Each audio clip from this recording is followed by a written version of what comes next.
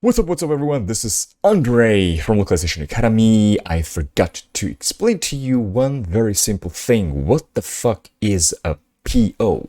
This simple two-letter acronym stands for Purchase Order. What a purchase order is basically an official legal document that says what one party is purchasing or buying, ordering from another party.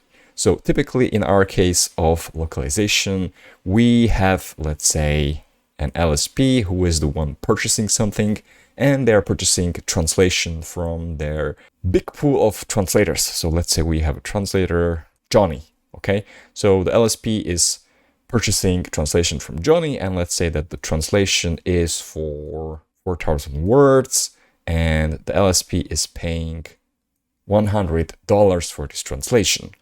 Purchase order may contain more lines in case the LSP or the buyer is getting more stuff out of Johnny, the supplier, and then at the end you have total, let's say this purchase order is 500.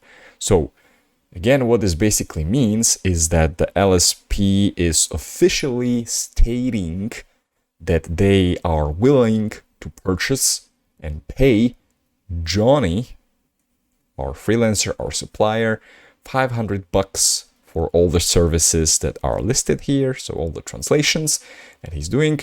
And when Johnny delivers the translation, it means that he should be paid for his work. So in a typical sense, you would have the PMs representing the LSP sending POs to freelancers.